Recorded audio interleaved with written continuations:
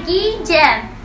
आज वो दिन है जो भगवान विष्णु ने अपने भक्त की रक्षा के लिए भगवान नरसिंह का अवतार लिया था। मतलब वैशाख मास की शुक्ल पक्ष की चतुर्दशी को भगवान विष्णु ने नरसिंह अवतार लिया था। मतलब भगवान नरसिंह अवतरित हुए थे। आज नरसिंह चतुर्दशी के इस पावन पर्व पर मैं भगवान नरसिंह के 7 फैक्ट्स बताती हूँ। फैक्ट नंबर 1, ब्रह्मा जी के पुत्र सनद अवतारी जो कि भगवान विष्णु के अवतार हैं, वो एक दिन भगवान विष्णु के बैकुंठ लोक गए भगवान विष्णु के दर्शनों के लिए।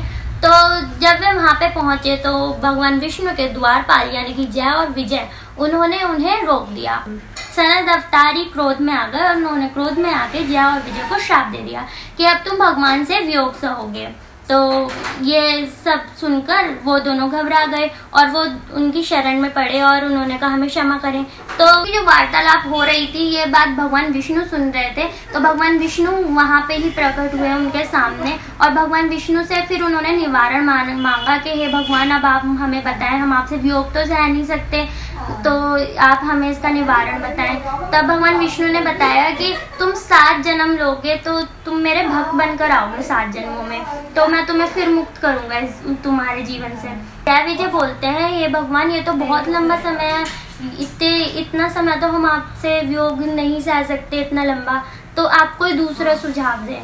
तो फिर भगवान विष्णु बोलते हैं कि फिर तुम्हें 3 जन्म मिलेंगे, लेकिन तुम्हें उन 3 जन्मों में मेरा सबसे बड़ा शत्रु बनकर जन्म लेना पड़ेगा, जब जाके तुम इस जीवन से मुक्त होगे और तब तुम मेरे पास आओगे। तुम्हें क्या ये स्वीकार है? तो जय विजय बोलते हैं हाँ भगवान हमें ये स्वीकार है, क्योंकि हम आपके पास जल्द ही वापस आना चाहते हैं। फैक्ट नंबर 2, अच्छा नरसिंह अवतार लेने का कारण ये भी था कि जो हिरण्यकश्यप था उसने बहुत ही चतुराई से ब्रह्मदेव से ये वरदान मांगा था कि ना मैं दिन में मरूं ना मैं रात में मरूं, ना मैं घर में मरूं ना मैं बाहर मरूं, ना मैं स्वर्ग में मरूं ना मैं नरक में मरूं। और उसने तो पता नहीं ऐसे ऐसे क्या क्या वरदान मांगे थे, उसने तो बहुत चतुराई लगाई थी वरदान मांगने में। लेकिन भगवान विष्णु भी बहुत महान है जो कि उन्होंने उसकी सारी चतुराई को एक साइड में कर दिया। मैं किसी भी महीने में ना मरूं, क्योंकि जो हिंदू कैलेंडर के हिसाब से मंथ्स होते हैं, जैसे वैशाख मास हो गया या फिर चैत्र मास हो गया, तो उस हिसाब से जो हिंदू कैलेंडर में जो मंथ्स होते हैं उसमें उसने ये बोला था कि मैं किसी भी मंथ में ना मरूं। तो भगवान विष्णु ने उसके लिए एक 13वां महीना बनाया था जिसको कहते हैं अधिक मास। फैक्ट नंबर 3, एक दिन जब हिरण्यकश्यप भक्त प्रहलाद को मारने ही जा रहा था तो एकदम से गर्जना हुई और खम्भे में से भगवान विष्णु के अवतार यानी कि भगवान नरसिंह प्रकट हुए। हिरण्यकश्यप उन्हें देखकर एकदम चौंक गया। भगवान विष्णु ने यानी कि नरसिंह भगवान ने उसकी खूब धुलाई करी, इधर पटका उधर पटका। नरसिंह भगवान उसे खींचते हुए उसके चौखट तक लाए। ब्रह्मा जी का वरदान ध्यान दिलाते हुए उससे कहा कि देख ना ये अंदर है ना बाहर है, तू चौखट पर है, ना तू ऊपर है ना नीचे है, तू मेरी जंघा पर है, ना ये रात है ना दिन है, ये संध्या है, और ना मैं नर हूँ और ना मैं कोई पशु हूँ, मैं नरसिंह हूँ, और ना ये अस्त्र है ना शस्त्र है, मैं अपने नाखूनों से तेरा वध करूंगा। सब बताते हुए भगवान ने उसका संहार किया।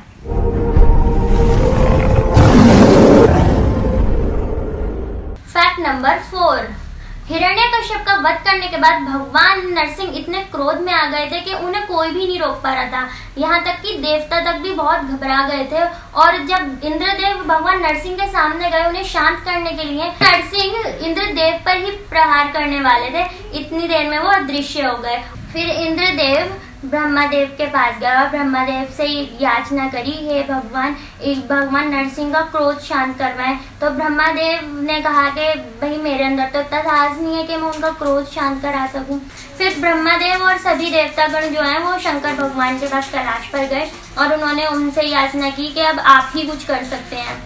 शंकर भगवान नरसिंह भगवान के पास गए उन्हें शांत करवाने के लिए, लेकिन जब वो प्रयास करने लगे उन्हें शांत करवाने का, जब भी नरसिंह भगवान नहीं माने और वो प्रयास एक युद्ध में परिवर्तित हो रहा था। फैक्ट नंबर 5, ब्रह्मा जी बहुत चिंतित हो गए कि अब तो युद्ध होने लगेगा, इसलिए वो नहीं चाहते थे कोई युद्ध हो।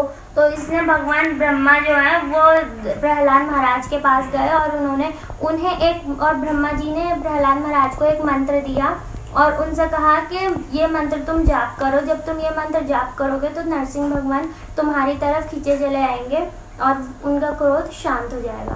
तब प्रहलाद महाराज ने ध्यान लगाया और नरसिंह भगवान के मंत्र का जाप किया, और जब वे जाप कर रहे थे तो नरसिंह भगवान का क्रोध थोड़ा शांत हुआ और उनके पास आए। तब नरसिंह भगवान ने कहा कि तुम असुरों के राजा बनो और उनमें मैत्री भाव का और सद्भावना का विकास करो। नरसिंह भगवान इतने क्रोधित थे कि उन्हें कोई नहीं रोक सका, लेकिन सिर्फ एक भक्त की भक्ति ने उन्हें रोक दिया और उनका क्रोध शांत कर दिया। तब प्रहलाद जी की भक्ति देखकर नरसिंह भगवान उनसे इतने प्रसन्न हुए कि वो अपना क्रोध भूल गए और उन्हें अपनी जिह्वा से चाटने लगे। जैसे एक शेर अपने बच्चे को लाड करता है, वैसे ही वो उन्हें लाड करने लगे। एक पिता जो अपने पुत्र को प्रेम करता है, वैसे ही उनसे प्रेम करने लगे। Fact number 6। फिर भगवान नरसिंह भगवान शंकर के पास आए और उनसे कहा कि हे प्रभु, मुझे क्षमा करें, मेरे कारण आपको कितना कष्ट सहन करना पड़ा। तो शंकर भगवान ने कहा, प्रभु आप ऐसा ना कहें, आप तो मेरे गुरु समान हैं, मैंने तो आपसे बहुत कुछ सीखा है। तो नरसिंह भगवान कहते हैं, नहीं आप मेरे गुरु हैं।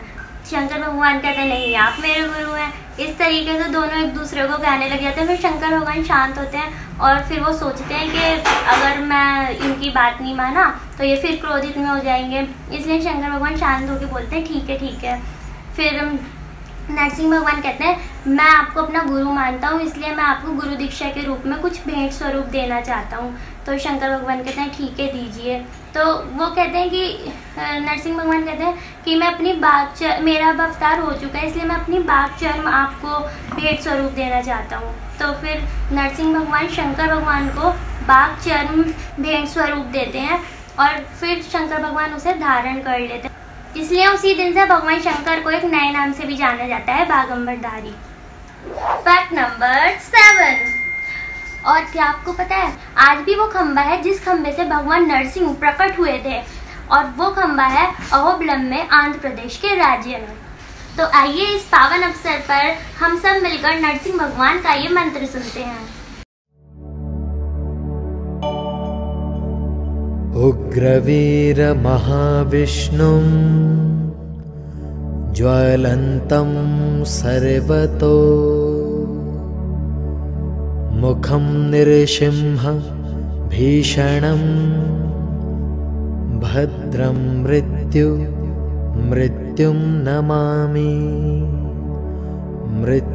नमामि अहम्।